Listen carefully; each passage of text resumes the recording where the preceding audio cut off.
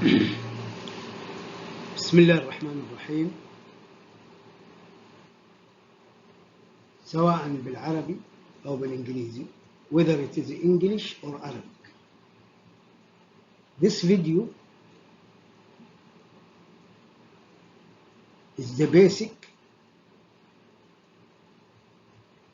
information that we are going to learn from dictionary of 20,000 pages and 40,000 words. في هذا الفيديو سنتعلم الهدف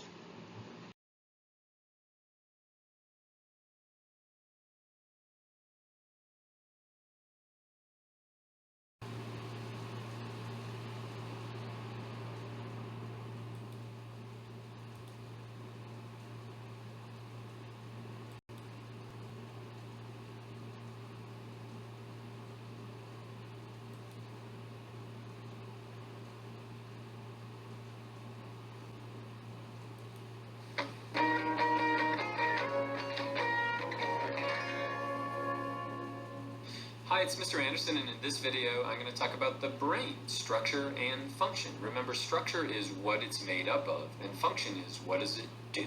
We sometimes refer to this as the anatomy or structure and the physiology or the function.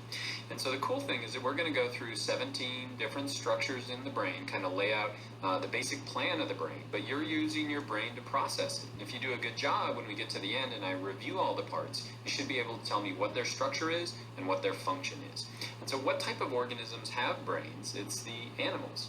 Animals use nerves, they have muscles to move around, and so they have to organize that movement, and so they use a brain. And so if we look at the two basic body plans of animals, some are radially symmetrical, in other words, they're built around almost a tire, and then some are bilaterally symmetrical. In other words, a tiger, you could draw a line right down the middle, there's going to be a clear right side and a left side, there's going to be a clear front and end. And as we became bilaterally symmetrical, we had to organize that movement. So this is a simple animal body plan. And so this animal is going to move towards the right, and as it does so, it has to take in information.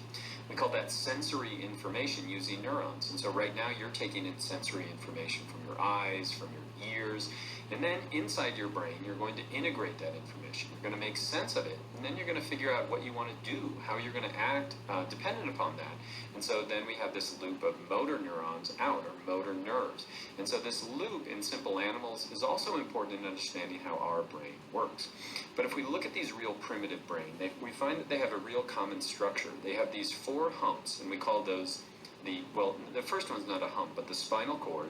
We then have the hindbrain, the midbrain, and then we finally have the forebrain. And we find this consistent throughout all animals. And if we look at something like a shark,